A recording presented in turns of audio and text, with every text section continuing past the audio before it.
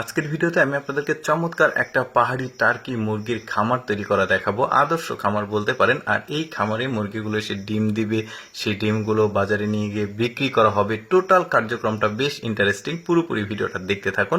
দেখতে পাচ্ছেন এটা একটা পাহাড়ি ঢালু মাটি দেখতে পাচ্ছেন। এই মাটিগুলো সুন্দরভাবে আগে গর্ত গর্ত করে খুঁড়ে নেওয়া হচ্ছে। এই যে দেখতে পাচ্ছেন এগুলো হচ্ছে টার্কি মুরগি।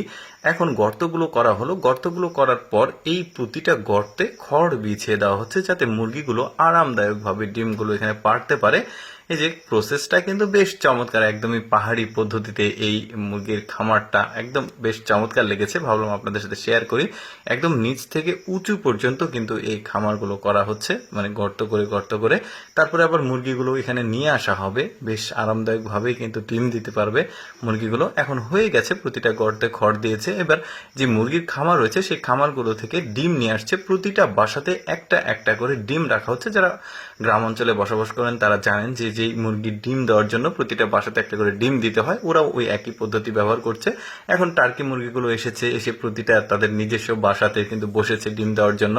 এখন এই মেয়েটা কিন্তু বাড়িতে চলে গেছে, এখানে যে বাড়ির সংসারের অন্যান্য কার্যক্রম করছে, এখানে মুরগিগুলো এসে ডিম পাড়ছে। এখন সব কাজ শেষে মেয়েটা আবারও চলে এসছে তার মুরগির খামারে। এখন এসে খামারে দেখুন কি চমৎকার ভাবে ডিম দিয়েছে। এখন আপনারা বলতে পারেন যে একটা বাসাতে এতগুলো করে কিভাবে ডিম পারতে পারে আসলে মুরগি। দেখুন মুরগি তো অনেক, একজন ডিম দিয়ে চলে গেছে, আবার আরেকজন এসে বসেছে, সে ডিম দিয়েছে অনেক। মানে একটা খামারের যত মুরগি থাকে সবাই একে একে এসে ডিম দেখে ওখানে এসে ডিম পেড়ে চলে গেছে। এখন ডিমগুলো মেয়েটা হারভেস্ট করছে, এই ডিমগুলো নিয়ে এসেছে। এখন সে বাজারে নিয়ে গিয়ে বিক্রি করবে। তবে এদের আবার ডিম প্রসেসিং করে নিয়ে যাওয়ার ব্যাপারটা একটু আলাদা, যাতে ভেঙে চুরে না যায়। এখন যেটা করছে, একটা বড় বাস্কেট নিয়েছে, বাস্কেটের মধ্যে প্রথমে ধান দিয়েছে, তারপর ধানের উপরে ডিম দিয়েছে, তার উপরে আবারও ধান দিয়েছে যাতে ভেঙে না যায় ডিমগুলো। ওদের পদ্ধতিগুলো একটু আলাদা আমাদের চাইতে, আপনারা বুঝতেই পারছেন সেটা। যে দেখতে পাচ্ছেন হয়ে গেছে প্যাকেট করা তার। এখন সে বাসা থেকে চলে যাচ্ছে, বাসার দরজাটা বন্ধ করে দিল। এখন বাজারে যাচ্ছে। একদিন দেখতে পাচ্ছেন পাহাড়ি মেঠো পথ, কি চমৎকার দৃশ্যগুলো। এখন বাজারে চলে এসেছে। এখন কিন্তু তার ধীরে ধীরে কাস্টমার একটার পর একটা আসতে থাকবে। এখন সে বিক্রি করবে, আসলে ডজন অনুযায়ী বিক্রি করছে যেটা বুঝতে পারলাম। 1 ডজন করে সবাই নিচ্ছে, বা 2 হালি 1 হালি করে। বেশ চমৎকার, তার কিন্তু অনেক লাভ হচ্ছে দেখা যাচ্ছে।